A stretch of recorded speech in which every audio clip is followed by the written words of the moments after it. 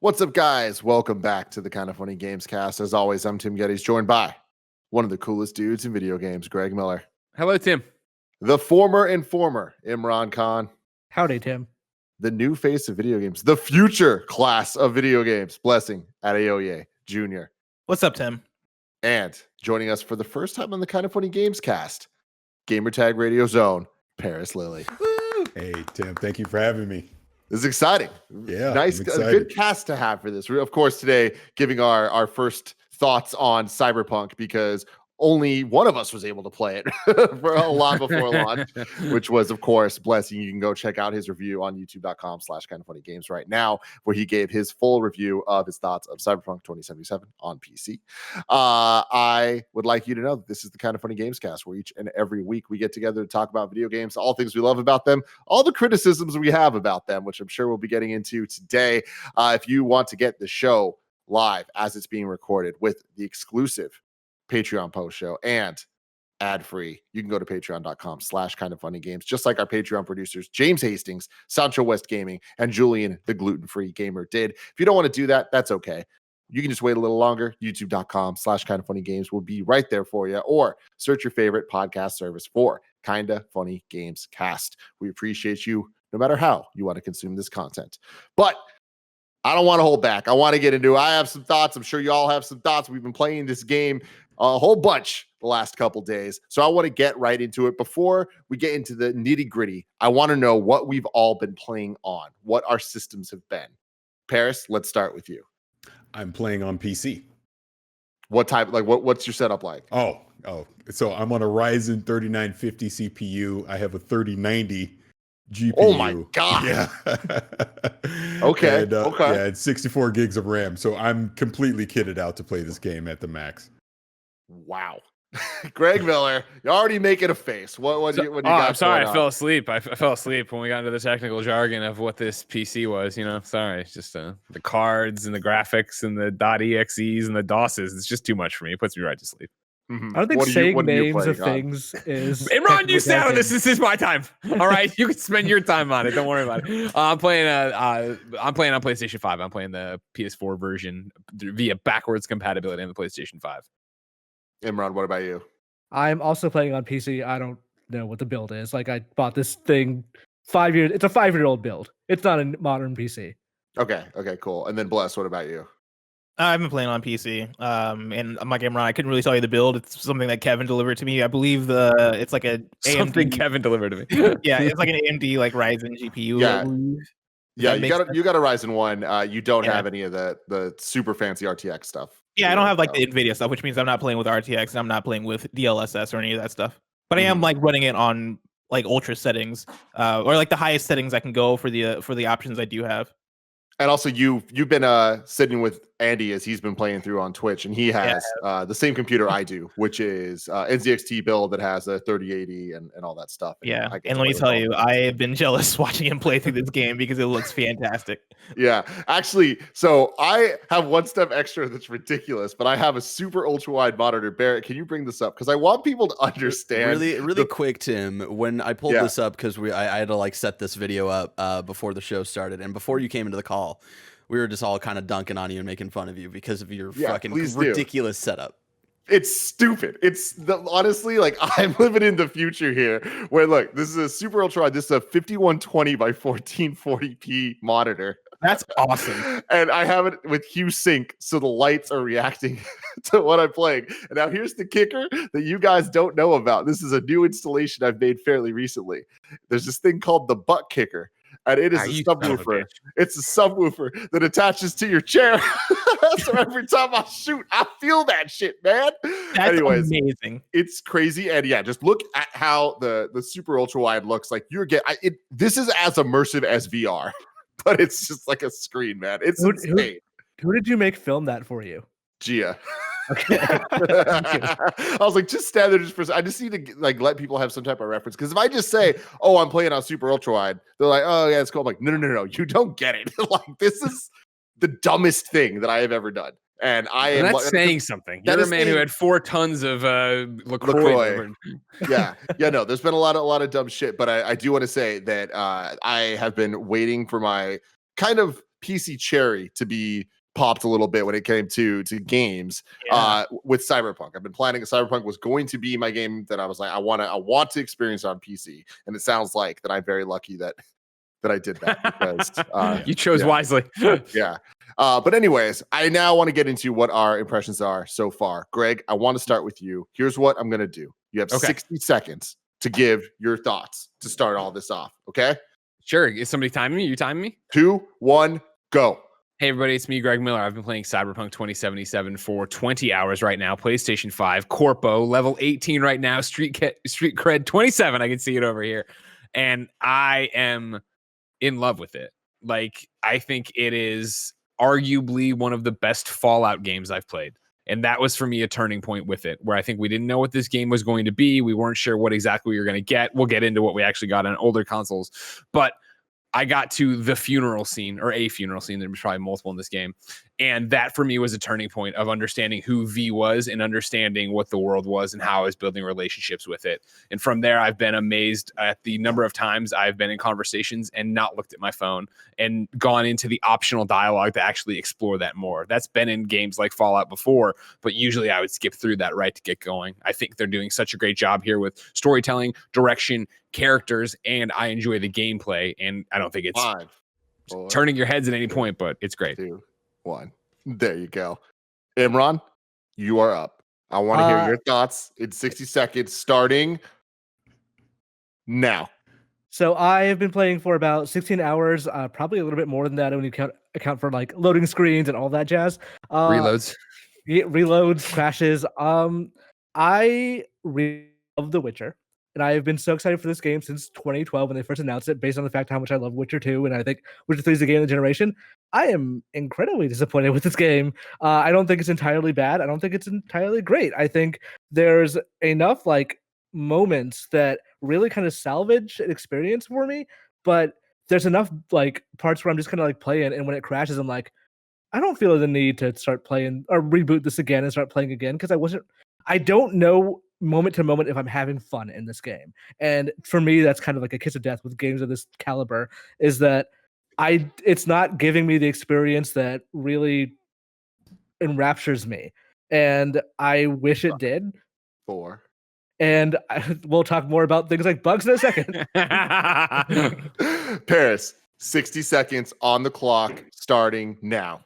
I definitely need more than 60 seconds, but I'll try and make this brief by saying the world of Night City is incredible. I absolutely love it. The story, the characters, the relationships that you build inside the game, I absolutely love, without a doubt. Having a blast with that.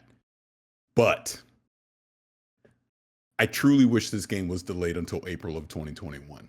I really do. It was not ready. The way I say it is, I don't want to fight the game to have fun. And I'm constantly fighting the game because of the bugs, the crashes, having to restart. Oh, I better hurry up and save, because if I don't and some weird bug comes in there, I'm going to have a dialogue screen stuck in the middle of the page the entire time. It's things like that frustrate me, because I almost feel like right now, Cyberpunk 2077, no matter what your opinion on it is, you're right. You can say it's amazing, you can say it's terrible, and you're right. There you go. And there you go. There you Nailed go it. on the Nailed dot. it. All right, now I will go starting. Well, do you want me to time you? You going to keep it fair, you think? Or you going to be... No, you go for it, Greg. Time me. Hold on. I don't want... Imran, I'm not going to let him get away with this. All right? Okay, You know what I mean? Someone right. has to control You're me. starting in 3, 2, 1, go. I am so happy that Cyberpunk is clicking with me. It is something that we always talk about how much I don't really love open world games. I've paused your time. I don't fucking believe it. I can't fucking believe this game is clicking with you. Jen, you believe it that Tim likes the conversation later. Tim is enjoying a Western RPG. Fuck me. All right. 3, Here's the thing. 3, 2. No, don't use your time to argue me, sir. All right. Sir, we're going to kill it right down the middle. Right, Blessing? Yep. 3, 2, 1, go. It's working for me a lot because it feels a lot more linear than I expected to be. And the linear experience feels like it is paying off. It feels like I'm getting story beats and characters that I do very much enjoy. And it's pulling me, making me want to do the side quest. So that to me is the one thing that I've never really latched onto for the open world games, because it always just feels like extra shit to do. And I don't like the checklisty stuff. So with this, it really does feel like I'm playing through a story. And I do feel like the decisions I'm making aren't actually having much of an impact. But I think that's also because I don't know what the other choices would have led to, because it all just feels so organic. And I am enjoying that. It is the most immersive video game I've ever felt. I'm very privileged that I'm being able to play it in the ridiculous Disneyland way that I am. And I think that if that weren't the case, and if it were to look a lot different, that I would not have these same experiences with it so far. But I can't wait to keep playing it. I love Keanu Reeves so much. And the soundtrack is fucking rad. So there we go. All right, that's the Kind of Funny Gamescast, everybody. Thanks for See you tuning later. See you later. No, I just wanted to do that because I wanted to kind of at least like set the tenor for at least where we were at, like top level. What were the first things to come to mind as we go? Greg. Blessing, or is that where you're going to go? I was wondering, Blessing, have you played more? You, of course, we made you marathon this game for review, less than a week to review it. Have you been brought back to it? No, it's been the sucky thing of once I beat the game on PC, I was like, oh, perfect. All right, I can stop here and then wait for the PlayStation code and then pick up there and then restart the game and play with an entirely different build and do different side quests and all that stuff. And then it's been this roller coaster of a week with two things. One, us not getting codes, and then two, surprising. We never got console codes for this. I wonder why. And then two, hearing all the reports about the console versions and seeing all the concern and all this stuff. And I have a PS5, obviously, and so I won't have as many issues as people playing on the base PS4. But even with that in mind, I've had this thing of, fuck, do I want to buy it on PS4? Or do I just want to keep playing on PC? And now that we're here, now that we're at about approaching a week of people having this game, I'm starting to come to the conclusion that, all right, maybe I should just buy it on or maybe not buy it. Maybe I should just keep playing it on PC and keep rolling with the save. And I think that's what I plan to do. That said, I have been watching Andy play it. I've been accompanying him on his streams that he's been doing, and watching him go through the motions of the beginning portions of the game and seeing him go through today. On stream, he went through a specific portion of the game, which is about, I want to say, like 4 to 8 hours in, depending on how you play. For me, it was 8 hours. I assume for Andy, it's probably closer to 4 hours because it seems like he has just started again. Man, do I really adore parts of this game, and man, do I maintain pretty much everything I said last week in the review. But man, is it unfortunate to see that not everybody is having that same experience, whether it's due to bugs, whether it's due to once you get into certain parts of the game not paying off as much as other parts of the game, right? Because it is such a deep, complex game, and there's so much to get into with it. That said, man, like I still adore this game a lot. I still think there's so much good about it, but it does bum me out a lot of the things surrounding this game. So where do we want to start now? First impressions out of the way. Imran, you wanna go to the plate and drop some shit? Sure. So I'll start with story, because that's the one thing that like I expected was going to be a home run based on the fact that these are some people who made The Witcher, and that's the thing that runs through my head as I talk about all this stuff. Is this should be from the people who made The Witcher, and it doesn't always live up to that. And story, I think, is sometimes where it does and sometimes where it doesn't. There are aspects of the story, like Greg, you mentioned the funeral, which is, I think, probably one of the best side quests I've played so far in this game. Then there's other things that are like, okay, you'll wander upon a side quest and it doesn't actually have a story to it. It's a lady says, hey, this person has cyberpsychosis, go hit him with the sword for a while. And I do that, and that's it. That's a side quest. Or there's some other ones that are like, the actual writing isn't good. Like when Keanu Reeves says, I thought you were going to either get off or get offed. I'm like, that's not a thing people say. Like, I understand this is the future, and I say it in 2077. That's the thing. 2077, 50 years from now, not actually going to be like that different. They don't start talking like that. Is lines you get from the Johnny Mnemonic video game, not Johnny Mnemonic. And that's how I feel about Cyberpunk's writing a lot of the time. Is there are incredible highs and incredible lows, and it feels like there's different writing teams like at work in this game. And that's probably the case. It is such a large game. There are probably actually different writing teams, but there's things that just don't come off well. And there's like voice acting and performances. Some of them sound like placeholder. Like there's a female cop early in the game that you talk to who sounds like one of the developers just kind of like left their asset voice in the game.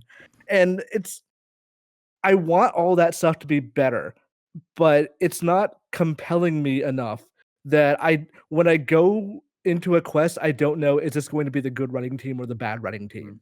And sometimes, like, I just finished one of the Evelyn Parker quests. I'm like, this is really good.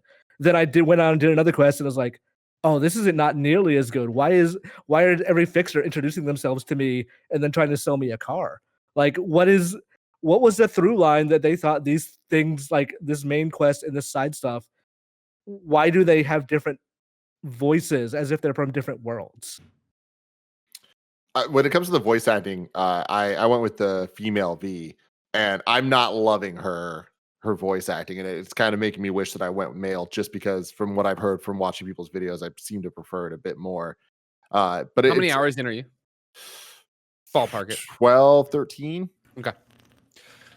Not that would change anything. I think it's interesting. For me, one of the struggles I had at the start, that again, the funeral scene kind of clicked everything into place to an extent for me, was V in general. And I was in a similar boat where I went with the male V. And traditionally in the past, right, I usually go with a female character, name her Taylor Swift or Kara, and I'm off to the races being a good person. And since I wanted to be different here and I wanted to role play more, I tried to make him look like Bud Fox, Charlie Sheen from Wall Street. And I did that because I knew I was picking Corpo, so I had all this stuff. And no spoilers, obviously, in this entire review.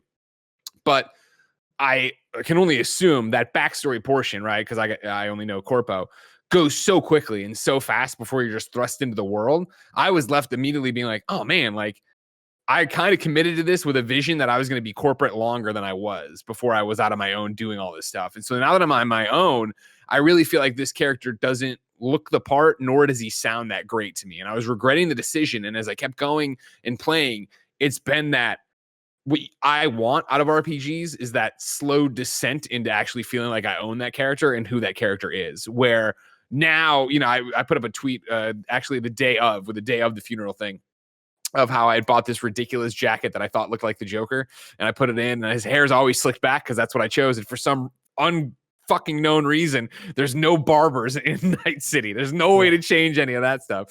So I was like, weird. Oh man, this doesn't look so much like Charlie Sheen anymore. It kind of looks like Jared Leto. And I tweeted it out, and then everybody's like, no, it looks like Kevin. And it looks so much, it looked in this shot so much like Kevin. It's so dumb how much he looks like Kevin. If you can get that, Barrett, please do. It's on my Twitter. Going through that though, like to where I am now, 20 plus hours in, like I have an outfit I like. I have a face mask I like. I have a hat. And it's like, I feel, and not to mention the journey and the conversations I've had with characters that really connect with me, like Pan Am or Judy, or, you know what I mean? These things that have fleshed it out both ways in terms of me feeling more like I'm making something for V and making him his own character. And then also the choices I've made in dialogue that have given him a backstory and given him a personality. And so now when I think of V, I don't think of it being a jarring thing where I didn't like the voice in the beginning because I didn't. Now that is his voice. And I feel like ownership over it, if that makes sense. Yeah. Paris, what character did you go with, and what's your story perspective, Ben?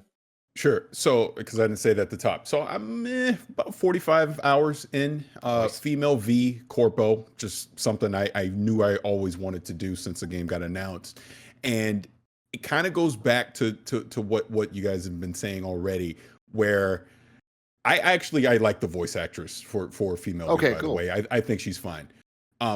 But I do think some of the voice acting with some of the other characters, like this goes back to what I was saying. I almost feel like maybe you should have just delayed it in a whole year to April 2021. Like there's these little things that just don't feel finished just yet. Like I think overall what I've experienced with the story, like I think Keanu Reeves is great. I love how he interjects into certain things, and the way I'm playing V, I don't necessarily trust him. So it's interesting to get his perspective and what I do want to listen to and what I don't want to listen to. And we've had like this interesting banter going back and forth. I think that's great. But then going back to what was said earlier, the way the side quests are integrated with the main story, no spoilers, but it almost doesn't make sense.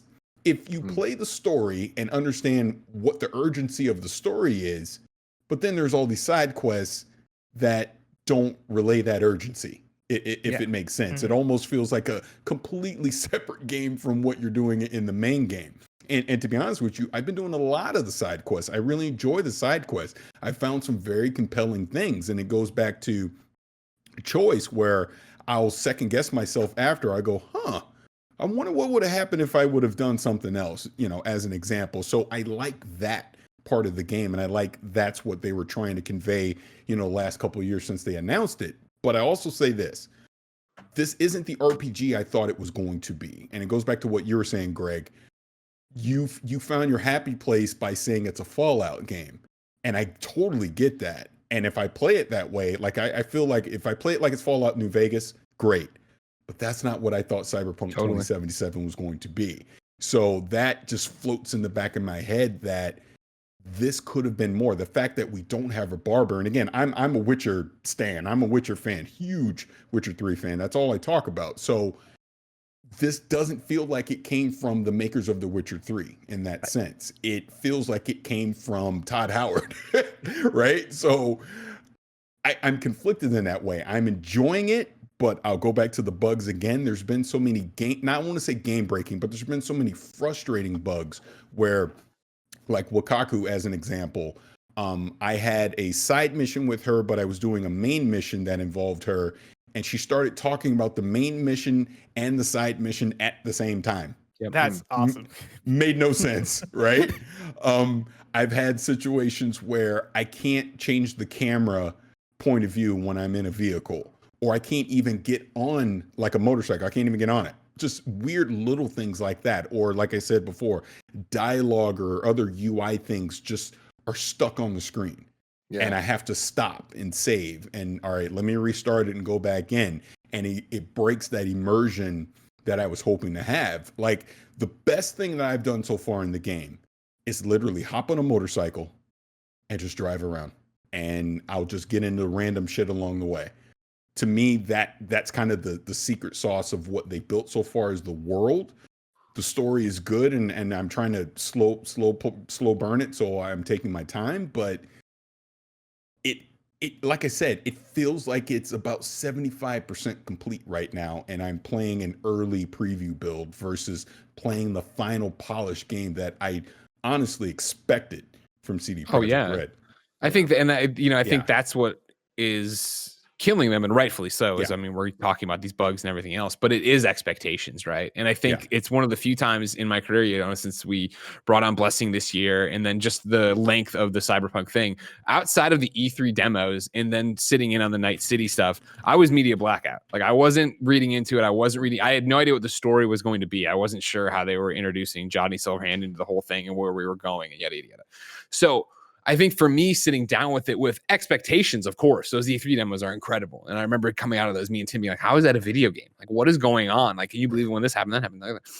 That's why I think it took me so long in the beginning to find that sweet spot you're talking about of where are my expectations set? And once I set it to a Fallout, it was awesome. And again, to compare it to Fallout, which is what I've been doing, it is that idea of like sitting in the car and turning the camera to Pan Am and just having it framed on her while she tells me her story and me go through the optional dialogues to hear more about it before I advance it over. You talk about, Paris, you don't trust Johnny Silverhand. Like I do, we're bros. Like, you know what I mean? And that was the dialogues we're choosing. So I'm always so stoked when he pops up. I give him shit. He gives me shit. I hope that'll be awesome if that blows up my face in the end and he's a horrible, you know what I mean? Like I'm excited for that part of it, but it is, I liked how you said it earlier, Paris, right? Of like everything everybody said so far is true. You could say this game is terrible. You could say this game is amazing, and they're all true in some way, right? Like for me, it is how much I love that story stuff, which I do agree with Tim. It feels linear for the most part, right? Like I don't think I'm taking giant broad strokes, and I don't know.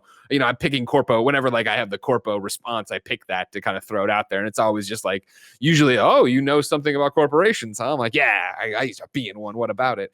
But then it is stuff of like, you get into the other.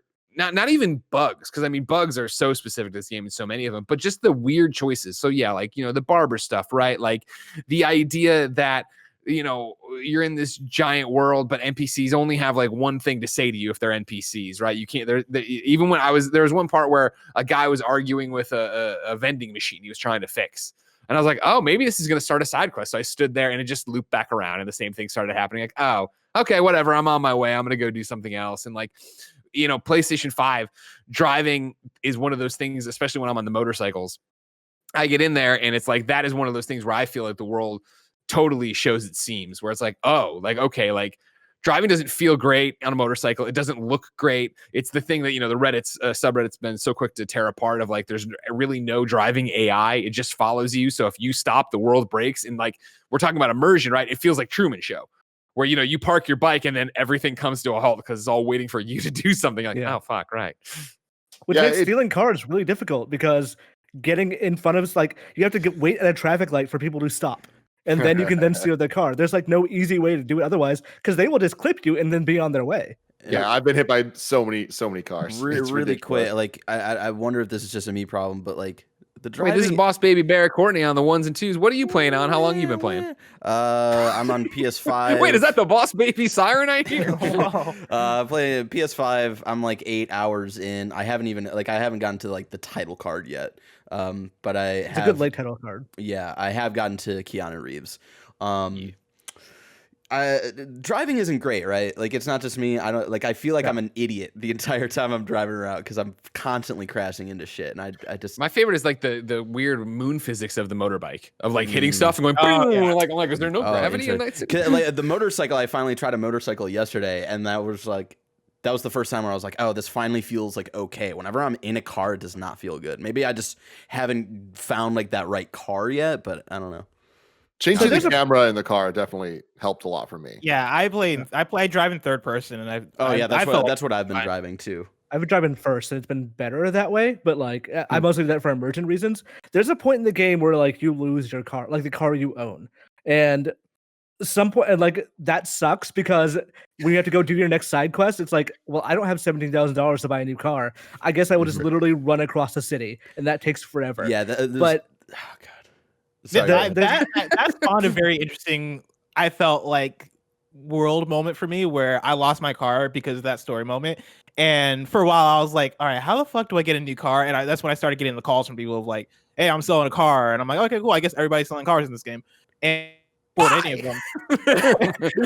and then like from there, I looked through my side quests and saw there was a specific side quest where I can, I guess, go collect my car again. And I go there, and it sends me on this like goose chase of, oh yeah, you thought you're gonna get your car, but you're not gonna get your car because you're gonna throw this twist in here. Your car is trash, and the confusing thing for that for me, because that was the first thing I did before going to the next main mission, was like, oh well, the next main mission is like 1,000 kilometers or 1,000 meters away, whatever. So I want to get in my car, and so I pick it up.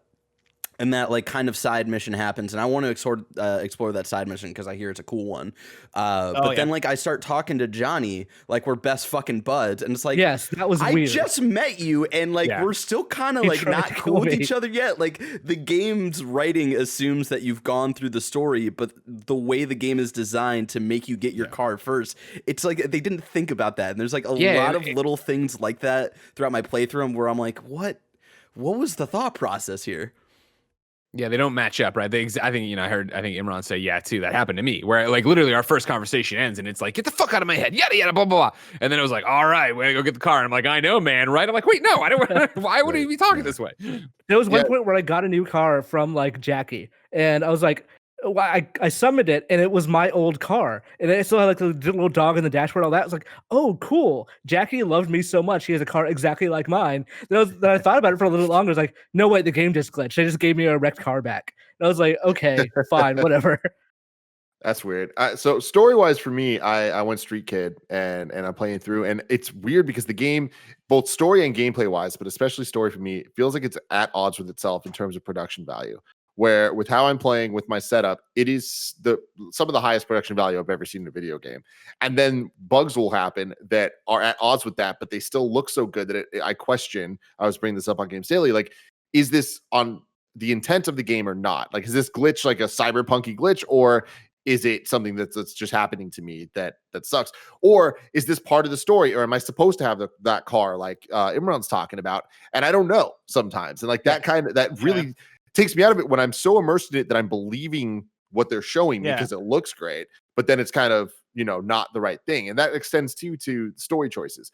I expected this to be this deep ass RPG where every choice I was making is building into like really taking the story in a different direction. And so far, I feel like I saw MC Fixer was talking about this from an accessibility point of view of you just don't have much time to make choices for a lot of the questions. Like reading through these things, they're hurrying you through. Like Jackie will be like, "Hey, what's up? Why aren't you answering me?" It's like, I haven't finished reading the third line of dialogue yet. Like, and then it kind of feels like I'm being rushed to answer these questions. And then once I answer the questions, it does just kind of feel, more often than not, there's just the 3 options. And the first Only one of will just, them matters. the first one will continue the plot. The other 2 are just, do you want more info on this? Yeah. Or not? Yeah. You know? And I'm like, all right, cool. I can enjoy the game for what that is. And that's why I feel like from the linear perspective, so far, the main story beats I'm super into. And I feel like anytime I'm in a mission, I'm like, oh, the plot is cool. The character's cool. I know exactly what's going on. The moment I complete a mission, I'm lost as all shit. It does feel very disconnected, the side quest and the main quest for the most part, where once I get into a side quest, I'm like, oh, okay, I know what I'm doing. And this is all awesome. But once I'm just in the world, it kind of loses its magic to me, where I kind of just want it to either be more linear or be more evenly paced as an open thing, because it just feels at odds with itself. And it feels like the production design can be, and the production of the narrative can feel so fantastic. And then all of a sudden, it's just like I'm in this world that is incredible to look at, and just walking around, just blowing my mind with the way the ray tracing and shadows and all this stuff I'm just so impressed by. But it's the same 5 posters everywhere. Mhm. Like, everywhere. And the posters aren't like good. Like, they look like development assets. They don't have like the art style you'd expect from the game, or like they look like they were made in the 1930s. And if not for the subject matter, I would believe that. But I don't know why they went to bat for these things. They went to bat over the transphobic stuff, like saying this is a part of the world. We want to really define the world with these things, but they're all really ugly in a way that like makes me think that no, you should have just changed some of this stuff for betterment of the game. Well, specifically that the transphobic one, the mix it up thing. Yeah. Why is that everywhere? Like, it just is so ridiculous that they thought it was appropriate to have that to begin with. But then more than that, like for it to just be everywhere, and like for them to back it up, it's like, well, it comes off as not only problematic, but like lazy to have it literally just be one of the 5 billboards I'm seeing everywhere. And I just think that it's like, that's the thing, is that falls short for sure. Like if you go back and read, I don't know if it's the one, but the one I remember, the one from Polygon in 2019, where Charlie Hall went down and asked them at E3, like, what's up with this? You know, this just came out. It's the Mix It Up one where there's this a female form within a dick, clearly in her thing. This is Mix It Up or whatever.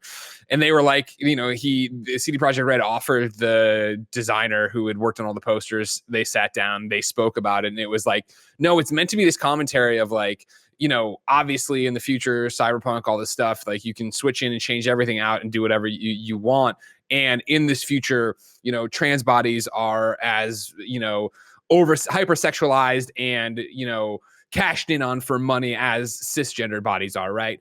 And it was like, okay, I remember reading that at the time, being like, okay, like if that's how you're going to deliver it in the game and that's going to be the message behind it, awesome. Like and again, this is me not being trans, so like I don't really have an opinion that matters. But being like, if that's what you're going for, if you're trying to say something with it, awesome, go for it. And then you play the game, and yeah, it's the same poster all the time, everywhere. It doesn't seem like it's part of an overall campaign that's over-sexualizing everyone in Night City for it. It's just this whole thing that Carolyn at Polygon went into in her review. And then there's no more commentary on trans identity in this future, other than just the over sexualized trans person. It is downplayed also by like the character creation not really allowing you to go all the way in terms bizarre of choice.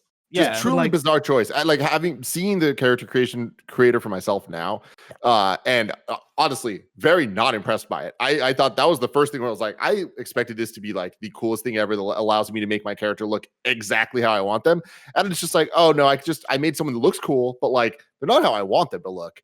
Demon Souls has a better one, which is like weird because they've been talking this thing up for literal years, and it's like, okay, you have a big penis, like what's the word, slider, and that's basically the most interesting thing about this character. Even then, it's not a slider. Yeah, I've heard about this goddamn dick slider for years now, and I didn't even get to have a slide. It's just you might have been thinking about the Conan slider. Remember, there was dick sizing in Conan with a slider, I believe. Yeah, maybe. And like, but regardless, when you're going through and there's the gender and stuff, I was just like shocked to see that for a game that is going to have these things and going to touch on these themes, I was very kind of like taken aback because Bless, you were talking about the voices, but I thought it was just like, even in terms of pronouns, in terms of the way that they have you choose your pronouns so that characters talk to you a specific way, it wouldn't have been that hard to get a couple more options in there. It wouldn't be hard to record like the dialogue the option entire way. B. It wouldn't be hard to have the option B like choose your pronouns as opposed to Period. choose a voice, and then that voice then determines what your pronouns are. Like it is there are quite a few bizarre decisions given this game being a cyberpunk game, because I feel like a lot of the talk and commentary I've seen around this stuff has been like, hey, yeah, this is cyberpunk and this is what cyberpunk is supposed to be, right? It's attitude, it's edgy, it's style. And I think some of that stuff I think does hold up when you get into it, but then a lot of that other stuff just doesn't. Like in terms of the way I've been trying to put it is like cyberpunk from a game that is made and put out in 2020, right? Versus cyberpunk from the 1980s or 1990s, I don't think should be the same, right? I feel like with how we've grown as a society and how we look at things now and how we are able to take things and reinterpret them through a 2020 lens, this stuff should feel and look way more progressive than it is. But like it does come off a lot of times like a game that was made in the 90s with cyberpunk in the 90s in mind. And with that, like this doesn't feel future looking for a game that is set in the future, which I think is bizarre. Even progressiveness, I don't think is the goal. It's that if you're making from wall to wall in Cyberpunk 2077, there's just sex everywhere. And if you have a game that's about transhumanism and about sexuality, you have nothing to say about transsexuality beyond just, I don't know, corporatism, then you've failed on a fundamental level in your writing. And that's kind of what I'm looking at here. Like, The Witcher had a backdrop of fantasy to tell morality plays about humanity. Cyberpunk has a backdrop of cyberpunk to tell stories about cyberpunk, and that I think is kind of where it falls off for me. Is I wish that like they were willing to be more ambitious with the writing and were willing to tell those stories that not even necessarily needed to be told, but could be told. And especially if you're alluding to that stuff in some sort of way, because I think that also reflects. Like I've been jokingly complaining about the dildos because there's so many dildos in the game, right? And like there was the article that came out today Cyberpunk they came out and they said right that they're going to adjust the distracting amount of dildos that are in the game, right? Here's what's distracting. Like, how in 50 years does everything change except dildos? Like, no, dildos are exactly the same. Those set of dildos look different. But no, Imran, when you perfect something, you stop working on it. All right. Well, but to that, right? Like, there was like a couple of responses I got that were like, "Dude, it's cyberpunk, right? Like, it's sex, it's all this stuff." But there's other ways to do that besides throwing dildos all over the place. Like, get a pleasure sleeve in there. Like, do something else. Like, modernize this and switch this up in a way that makes it feel makes it feel true to what it is, right? If you're gonna go all in terms of the sex stuff, like go all in and make that stuff feel fleshed out and give it justification behind it. Like same with I think I brought it during my review. I'm not positive. It was a note I took as I was taking notes during the game. Like a lot of people groups in the game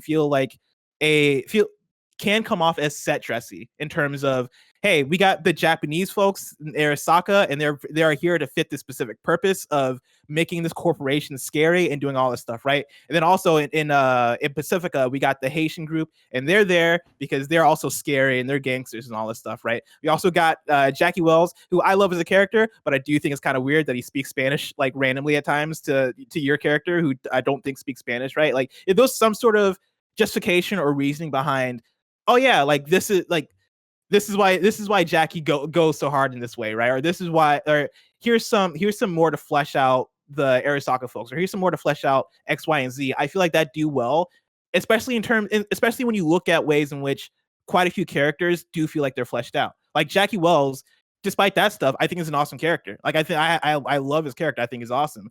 There are a few characters from Arasaka that I think are cool characters. Pan Am, awesome character. Claire, awesome character. There's like a diverse range of cool characters that are fleshed out and are from different backgrounds and have different body types and all this stuff. Like the quality is there, but then like they fall into the trap of, all right, cyberpunk, so we have to have style. We have to do this. We have to do that. We have to go all the way.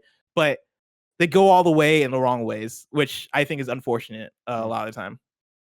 Before we move on, I want to tell you about our sponsor.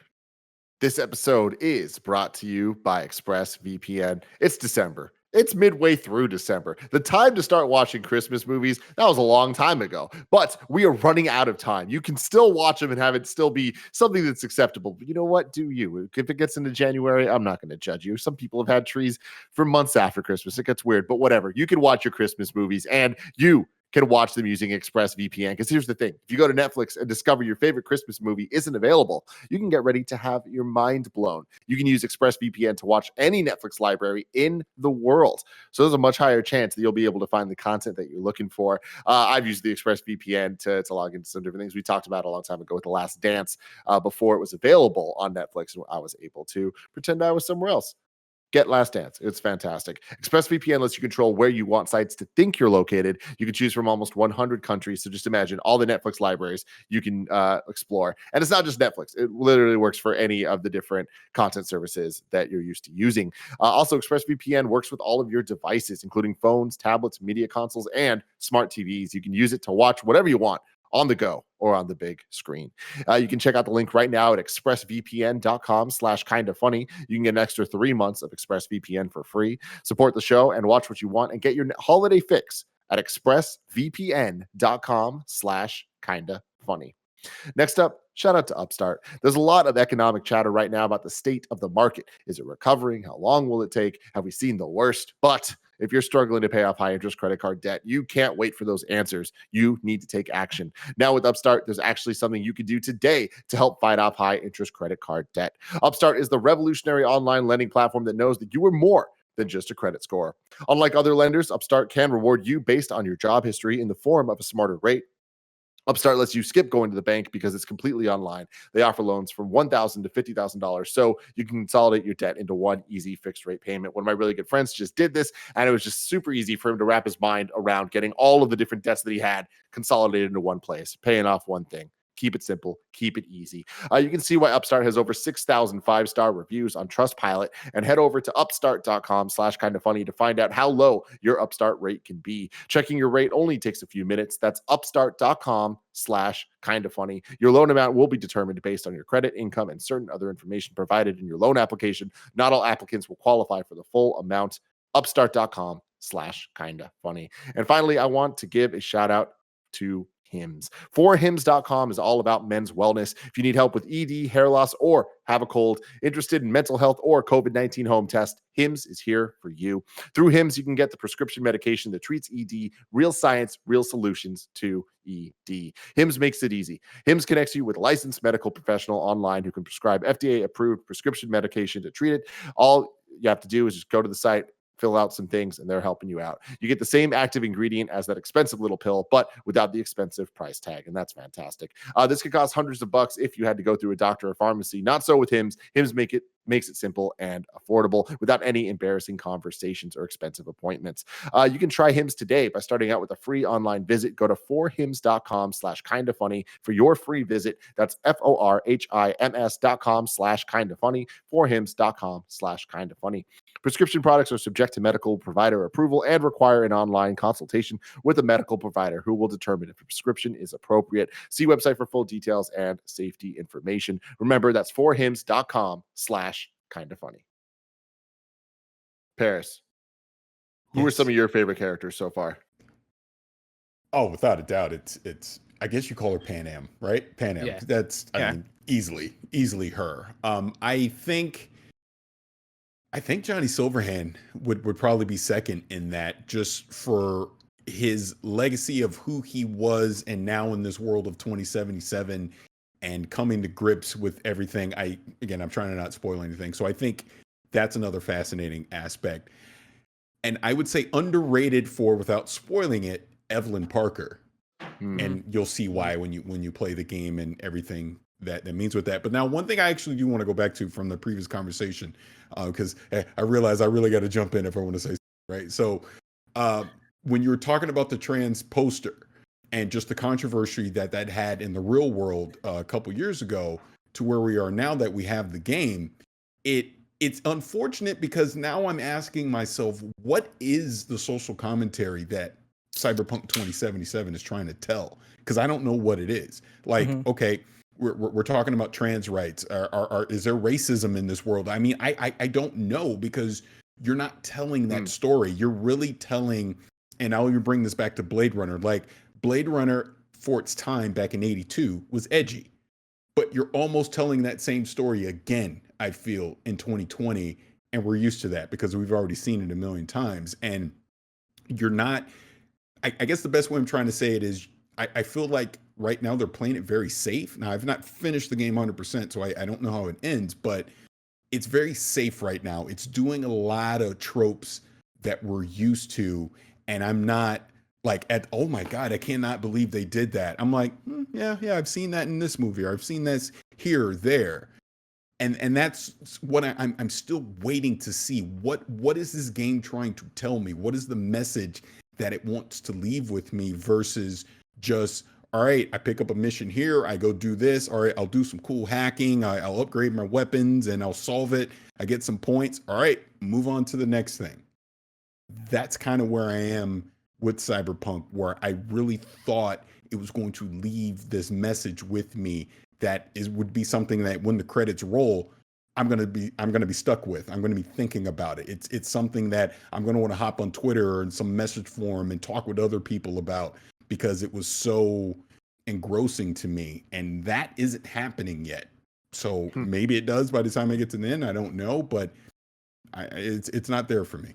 Yeah, and I think that's what you're seeing, so many great reactions and think pieces to it, right? And so much different commentary about it. You know, I'll shout it from the rooftops over and over again.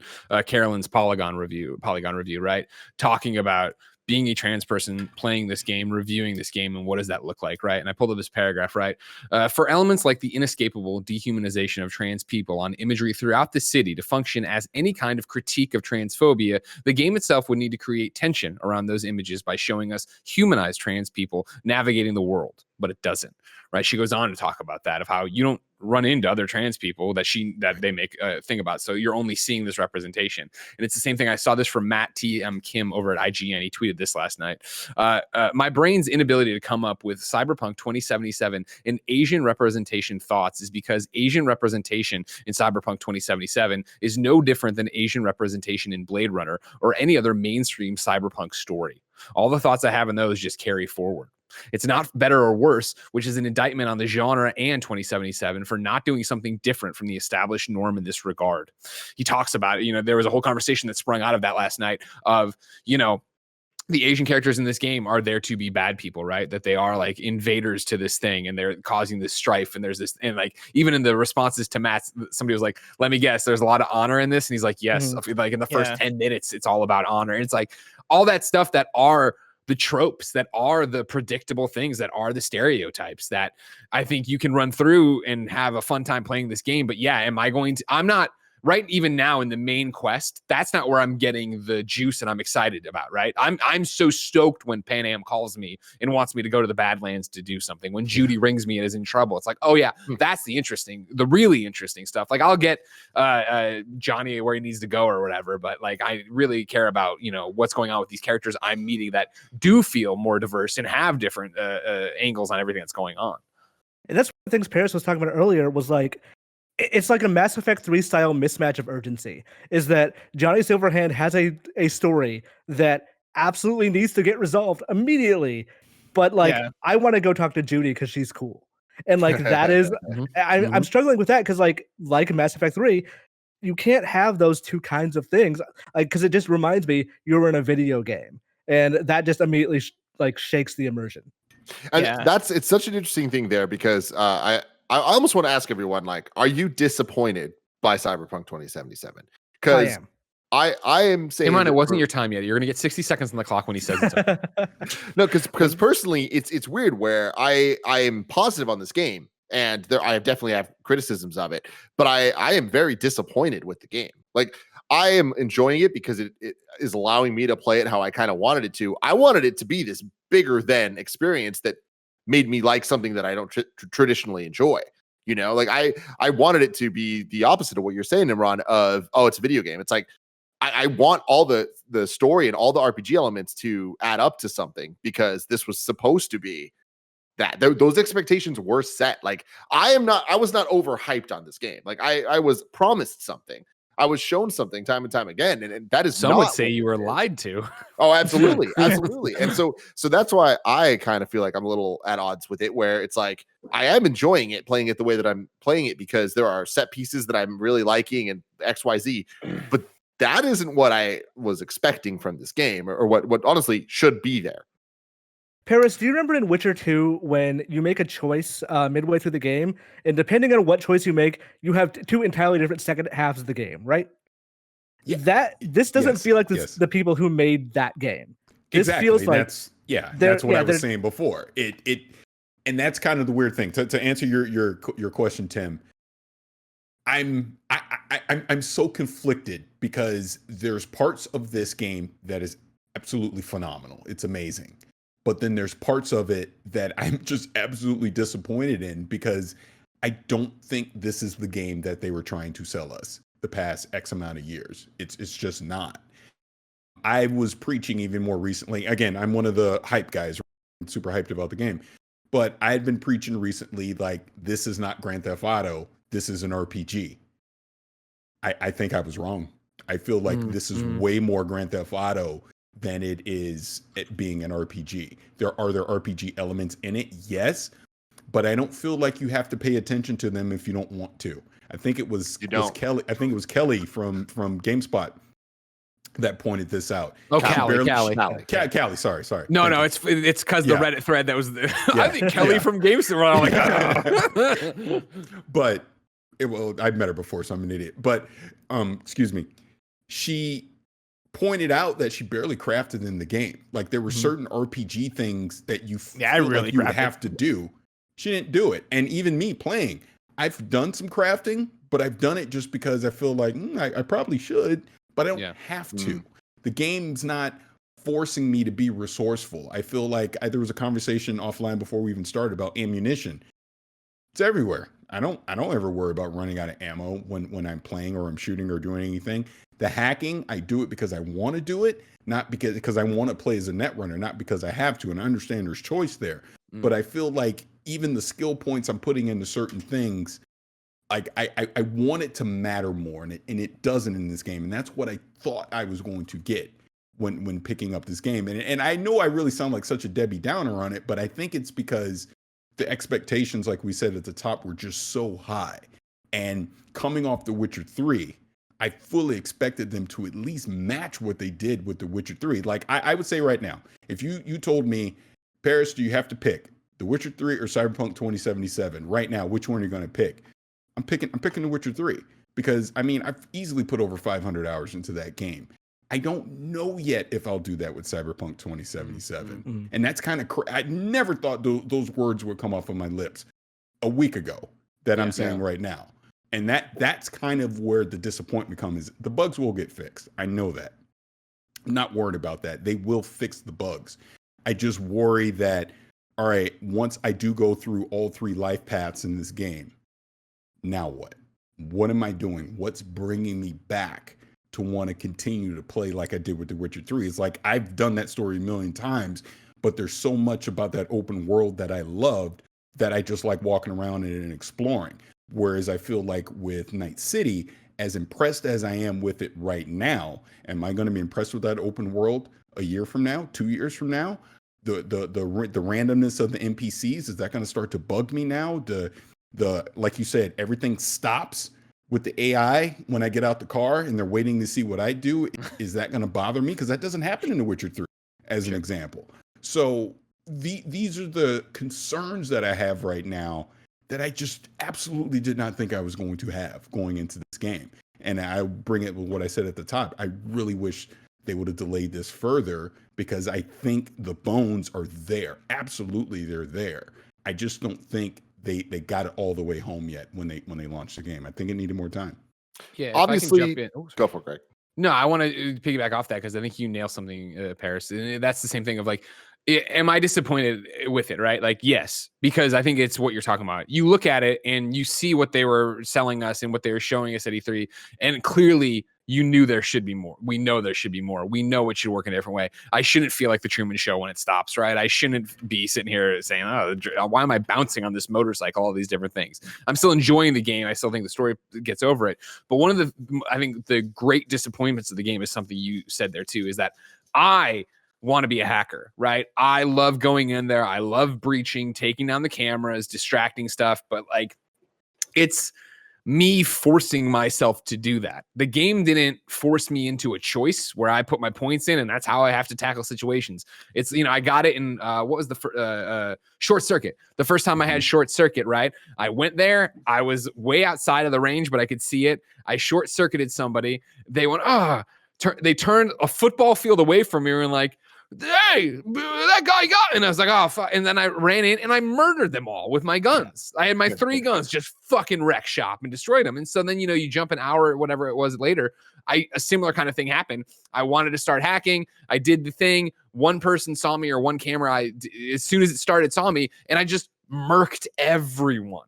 And so it's that thing of like, all right, so clearly at no point do I need to hack. I can just run in and murder. And granted, I can turn up the difficulty and do a bunch of different stuff, but I can clearly just run over and be smart about ammo conservation and where I'm healing and kill everybody. But I want to be the hacker. So I'm going to keep trying to do that, but it's just me trying to trick myself into how the game I can do whatever I want. And that's the perfect way to put it. I'm trying to do like the stealthy, like a net runner hack and everything. And I know I'm only 8 hours in, and I've been trying to put as many points as I can into like quick hacking and all that stuff. And yeah, like so far it feels like the hacking stuff feels as, again, I'm very early on, so I don't know like how much it opens up. Right now it feels as surface level as like Watch Dogs, but at least with Watch Dogs, I have the kind of control to keep things stealthy. Like stealth in this game is sub Deus Ex, which is like, it's surprising because this is like years and years later. They could have looked at Deus Ex and gone like, all right, let's do that. Because I started speccing as stealth, and then at some point I realized this is just more work for when I could just literally walk up to them, take out my pistol, go like brap brap, and like that's it. Like that's faster and easier. It just gets me to what I want in the first place, which is story. So like it has that like old PS1 JRPG problem of I'm getting kind of annoyed with the gameplay, so I just want to get that part over with so I can get to the part I like, which is the cutscenes.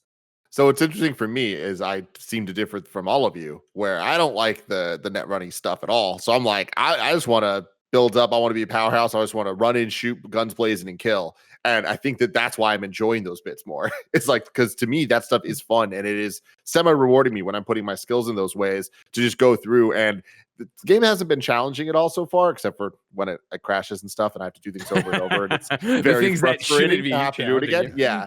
But it's like, I feel that so far with the quest that I'm doing, it's like I'm able to have fun being in this room, shooting people and like dealing with the overheating, dealing with all the stuff to get to the next cutscene to then move on. But again, that's not what I expected this game to be. What I'm describing is Uncharted. Yeah. You know? Yeah. And like, and in a lot of ways, I feel like I am enjoying, like the reason I'm as high as I am on the game is it's allowing me to play it like an Uncharted game, and I am getting rewarded for that. And it just seems like there are times when it gets pulled away from there that I'm like, okay. I want to ask you guys a question here that James Davis makes writes in. Let's start Game Awards 2021 predictions with these questions. Will Cyberpunk 2077 win Game of the Year? With all the yellow tweets, will it win Best Community Support? Will it win any awards at all? I think there's a strong possibility it gets nominated for Game of the Year. It's not going to win, but I think it's up there for nominations. If you're talking about the PC version, like I think people like IGN's Game of the Year nominees went up today, and on Cyberpunk they specifically specified the PC version of Cyberpunk is nominated for Game of the Year and left the other versions out, obviously because they gave the other versions a 4 out of 10. I think that's a possibility, especially if they're able to support it and patch it and have that thing up to snuff, and on console, but probably mostly on PC. Because I think it is for all the complex emotions and like complex feelings we have about the game, because it is such a deep game that's trying to go for so much, and there's so much we can pick apart, and there's so much that I think most of us here like for all that stuff. I think overall it can lend itself to an experience that is fantastic if that is what you're looking for. But I am like, I'm also on the same side of, yeah, our expectations too high for this thing, for a thing that is like trying to do so much and be so much to so many people. So, Blessing, I agree with you almost completely, but I want to quibble with your word choice. I don't think it's a deep game. I think it's a very wide game. There's a lot of things you can do, but there's very little like depth to actually going into doing them. I would definitely agree with that. And that's where my disappointment does come in. I was expecting multiple layers to this where you could really go down the rabbit hole with certain things, and it's just simply not there. I'll just say this really quick as an example. When we're talking about the net running and it being pointless, there's a mission with Evelyn. I'll just leave it at that, so it's not spoilers. That was my Sam Fisher moment in that mission, where I played it super stealth, doing all the hacking, basically descending down to where I needed to go. And then I got spotted, and I immediately said, well, F it.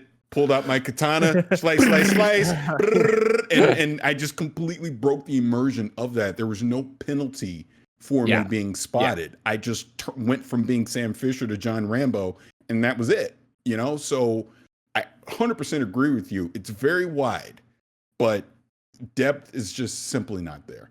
Even like every time I get a perk point or a level point and I go into that and it's like, all right, what do I want to do? And I start reading into them. None of them jump off the page. Like I've looked into the trees. I'm like, I don't feel like I'm building towards one that I really want. Like, and to Tim, your point, your guns blazing, you're enjoying that. You want that. Like, for the record, I enjoy the guns blazing stuff. Like I think guns feel good. I have a assault rifle that I love with a great scope that, every, whatever it is, 20% lights people on fire. And so even though it's not doing as much damage as I haven't upgraded it all the way and it's behind some of my other assault rifles, like it's a hell of a gun and I love using it. So it's this weird mix of when I do fuck it up and I am like, all right, I'm going to kill everybody. I'm like still having fun. And it's it's the fallout in me of getting so excited when before this, I was doing a mission with Goro. It all went ass up. I fucking kill everybody in this giant complex. And then it was now I get to loot the bodies. And I go to the bodies and I'm collecting all the components. And that's when I was crafting ammo before we went live. And you guys were like, why? I'm like, I got all these components. I feel like I should craft something. Like I'm not using any of these common components. Why not? Like it's this weird thing again. Yeah, I agree of like depth versus width where there's so much to do in the game. And like for the first time right before we went live too, when I was playing, getting ready and making some notes, like I finally noticed, I finally have money again. So I went and put in a bunch of cyberware for the first time. And I was like, oh man, like I'm excited to use this stuff. Is it, is the carrying capacity upgrade going to make me feel that much different? No, but as a pack rat, I want that. Like I want to be able to go through and just collect everything. The video game shit of this that like just really sticks out and bothers me because I wanted it to be such a different like type of experience. But can we just put a ban on having to look at something and click a button to loot things? Like I understand that that's what makes it a video game. And like that, it's that level of interaction that like really, changes it from a movie to a video game. But it's like, if I kill these guys and they have something I want to grab, just let me walk over them and just auto pick it up. Like, am I wrong about this? Like, do you guys agree? I mean, I feel like that's more difficult in RPG. Like, if it's ammo, I think ammo should be auto pickup for sure. Like in every game, if ammo doesn't take up space, ammo should be auto pickup like easily. But like part of my satisfaction from these games is sifting through each and every body that I kill and like trying to figure out like, all right, do I want this dildo or do I want like whatever this gun this is? But like that's one of the things that like there's some weird UI issues with this game for a game that is like coming out in 2020, even though granted it started development 8 years ago. Like, why can't I just look at this thing and say mark as junk and put it in there? And then like when I go sell all junk, that should just sell all that stuff. There's no like way to mark as favorite, so don't ever disassemble this. Stuff like that. Mm-hmm. There are UI elements that were solved 5 years ago that I'm shocked are still in this game. Well, see, I think this goes back to the original question that you read, Tim. Do I think this will be a Game of the Year contender when Jeff Keighley comes out next December? Yes, because you know why? I think this game will evolve over the next 6 to 9 months. Like I said before, I do think a lot of the UI issues we're talking about right now, the bugs, they're going to fix them. They're going to change them. So things like that. Like I think one thing this game sorely needs right now is a walk toggle. So I can literally just walk around when I'm in Night City versus jogging or running everywhere. Just little quality of life things that I do think will come, because if you go back to 2015 with The Witcher 3, it was the same thing.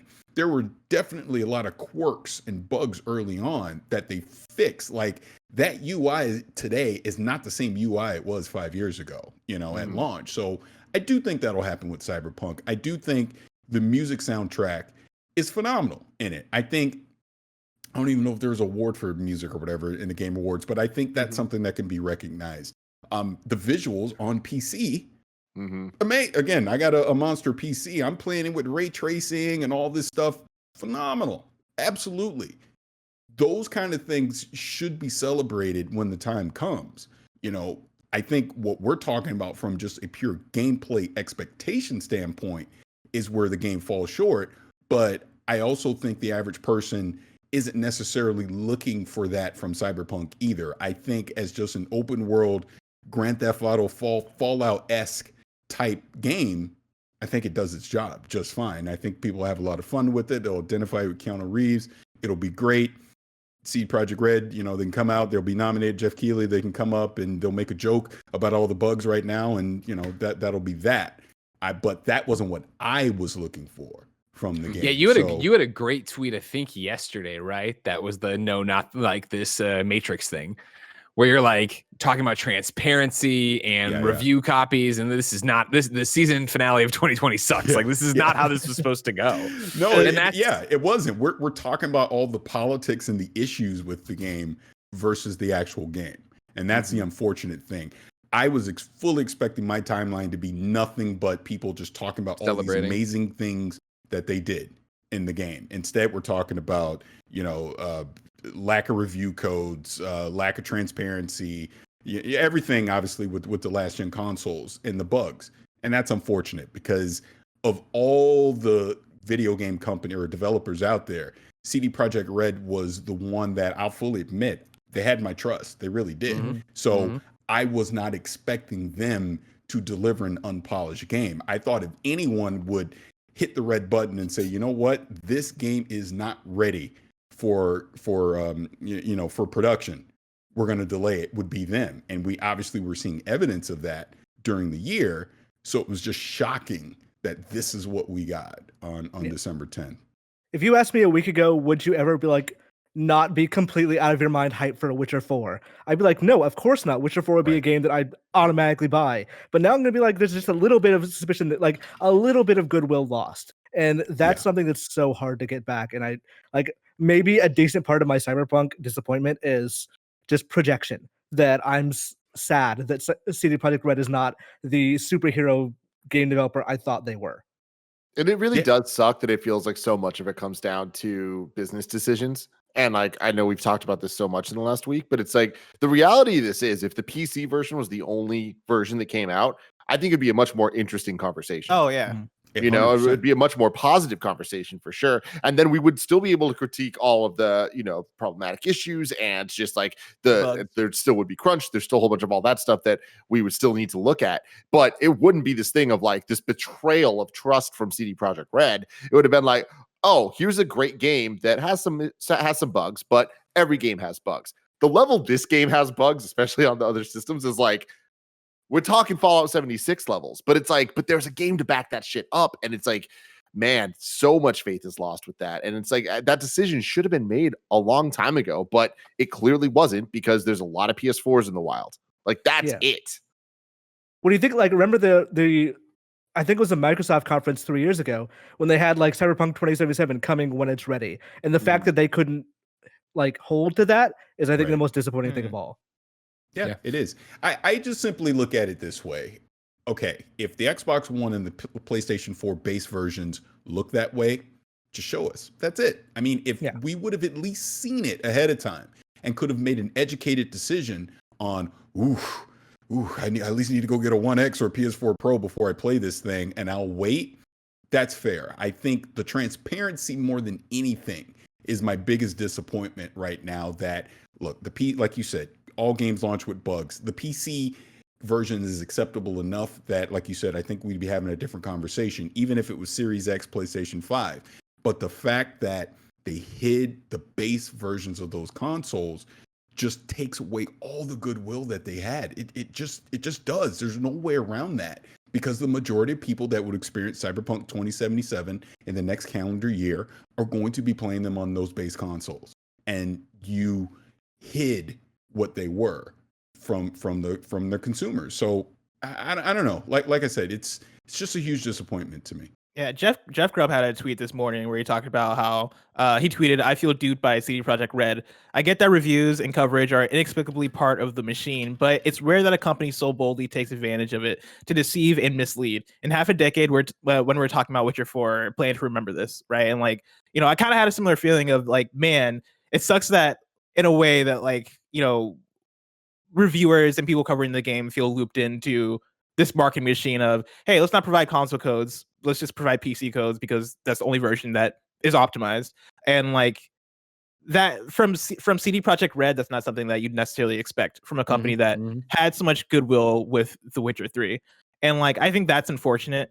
And yeah, like I don't know, like in terms of like the game of the year conversation, I think this is gonna be fascinating next year. And to see like one, the glow up the game will probably have, seemingly, and then two, what that conversation does in terms of is a game what it is a year later, or is it what it is at launch, and how does that conversation affect? That's the thing about it, where I think that becomes the conversation to watch in 2021. Where I think right now, in obviously the heat of the moment here right now, no, I don't think Cyberpunk 2077 is nominated for Game of the Year next year, and I'd be surprised if it was nominated for anything. I think it could get community support. It could get best ongoing game nods if they deliver on what they're talking about. If this January patch, this February patch, the DLC, the PlayStation 5 and the PlayStation or the Xbox, smart delivery versions actually come around, that they're able to bring PS4 and Xbox out of the dungeon into something somewhat playable. But it's that we're having that conversation of like, cool, but like, can we trust them to do any of that? Like even their whole thing, I saw the Games Daily headline today about like, the refund debacle, as you see people going to get their refunds and PlayStation being like, no. And like, no, but like CD Projekt Red put out this statement. And like, we don't give a fuck what they said. Like, what like that is like, that's fine that they said that. I thought it was a mealy-mouthed apology yesterday of like, man, like we'd love for you to take a chance on us, but if you can't, no. They took the chance on you when they gave you $60 fucking. That was the chance they took. That was, you fucked that up, and now you have to, atone for these sins. And so how they atone, like this is 2021 in Cyberpunk is gonna be fascinating, because I would love nothing more if they were like, listen, these are the patches. It's going to get PlayStation 4 and Xbox One to a place that's playable. Then here are the DLCs we're giving you. Here's what the upgrades look like. Beyond the visuals, right? We are going in and we are changing the AI for the drivers. We're changing the AI for NPCs. We're installing barbershops. We're installing cyber shops to change your look. Like all the things that, again, to Imran's point, you would assume would be no-brainers. The fact that I have to be so careful not to get rid of, what is it, Slappy or whatever, the talking gun. Like he's not a good gun, but I want to upgrade him eventually when I pay for the smart thing, right? So yes, Skippy. I don't want to delete Skippy, but I have to be so close. I have to pay so much attention not to delete him by accident. Like if they can go and put all that in, great. But I mean, their response yesterday I thought was so tone deaf, or Sunday, it was so tone deaf that I just don't have faith that they are on the same page we are in terms of what they need to do.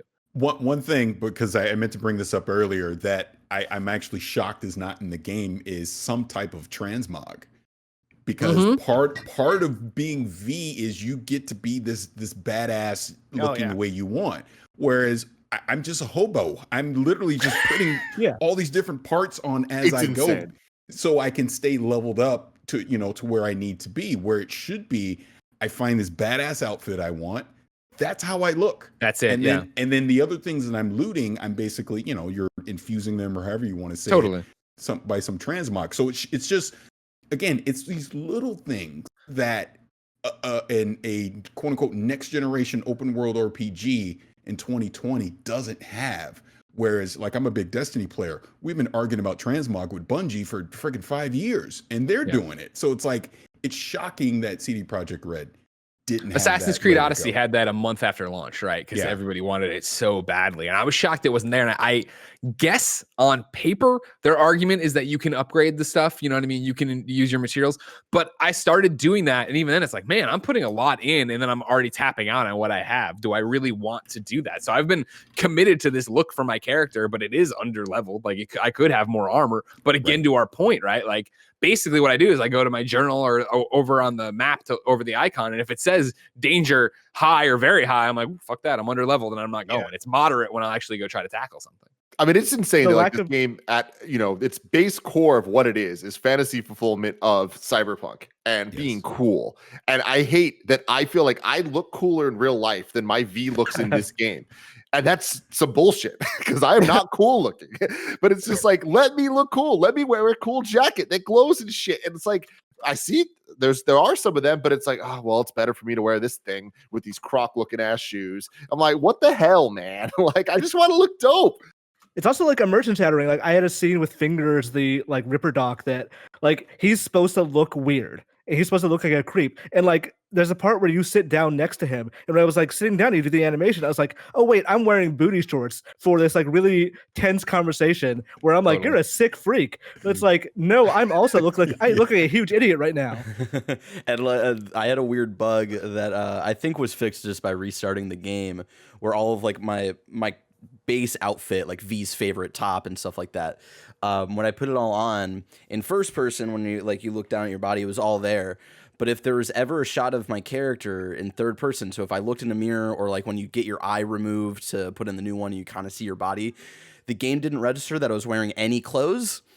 So like I would just be completely naked, and it was just like one of those things. It was like, what? Be proud of your body, Barrett. But it's not even that. But it's what size you pick, Barrett? I played as a female. I'm playing as female. So I don't need to one talk about size vagina. That's also kind of upsetting. You have all these different options for your penis, meaning 5 options, because you can go big, small, little, circumcised, uncircumcised. There's only one vagina in the game. Yeah. Which like it sounds like I'm joking because part of me is joking, but the other part of me is like, let's spread equal opportunity here. Let's spread the love around. Let me customize my V. Yeah. So I want to say one thing because you motherfucker. One thing I want to say is like as we were leading up to this in the years, like the marketing for this game was so weird, and like there had been things they've apologized for and things they've kind of brushed off. And it wasn't until I got into marketing for a video game studio that I realized if you say things the leadership doesn't like, you get torn up.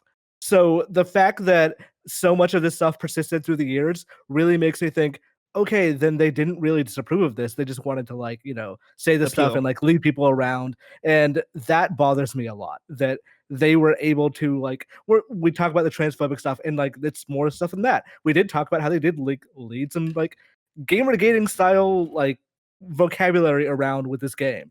And now that I have a first person awareness of it, it kind of makes me think parts of the community interaction and the way CD Projekt Red interact with people is a little gross, and that is my saying my piece on that part. Lots to say. I agree. Yeah, I mean it was definitely gross. You know what I mean? Like I feel like that's a no-brainer. I think that it's.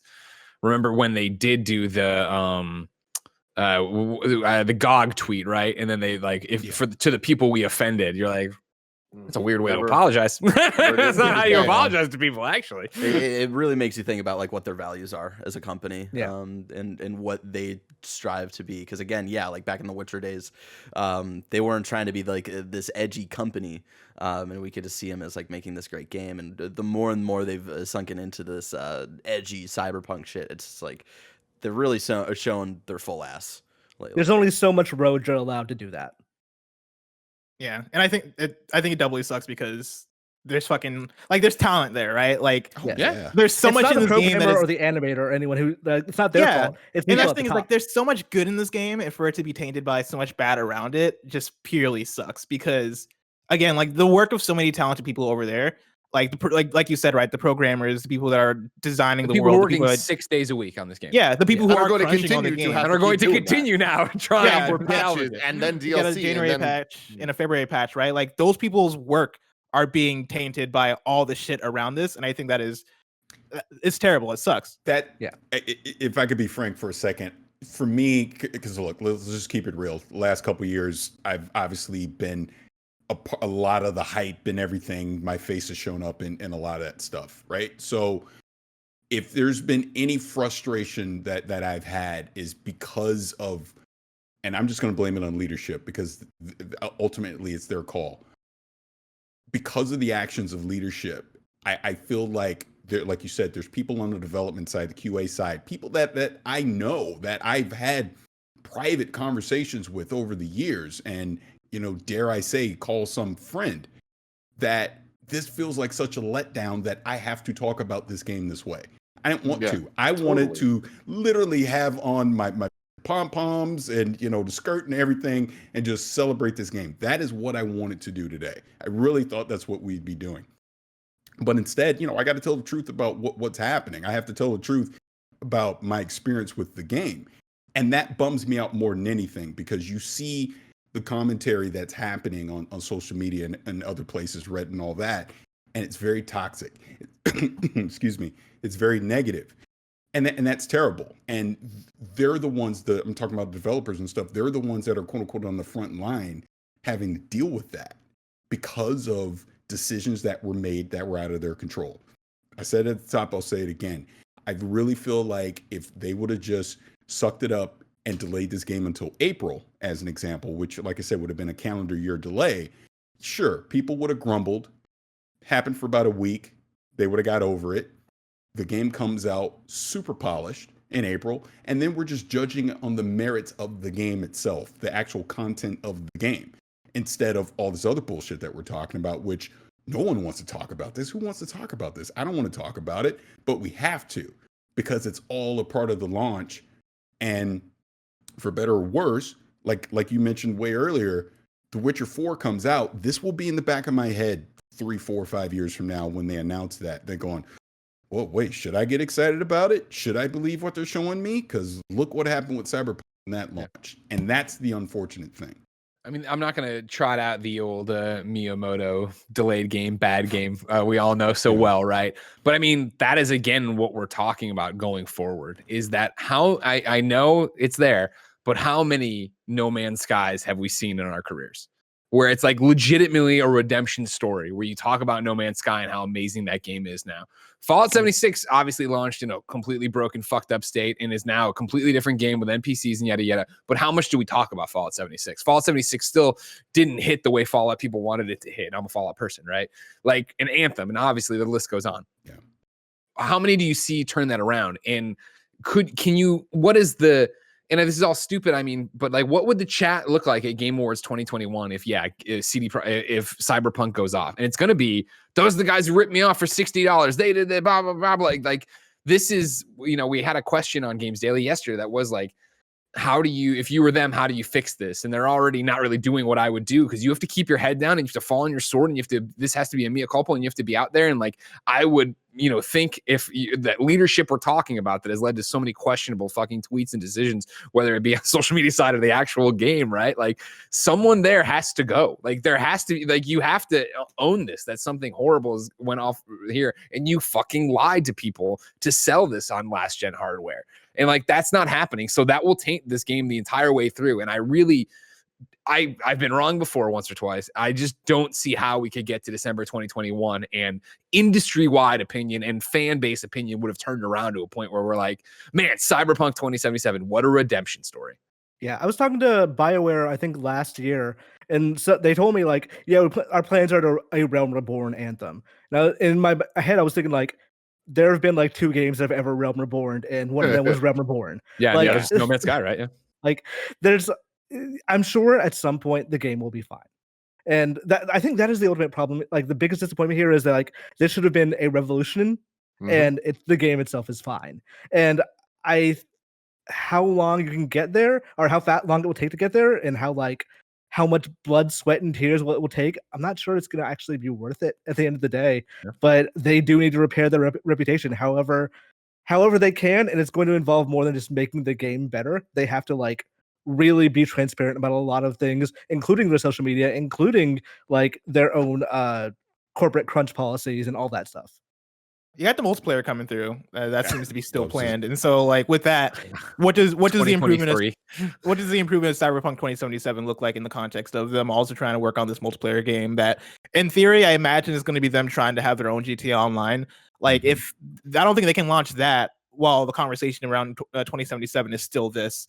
And I don't think you can launch PS5, Xbox Series X right now.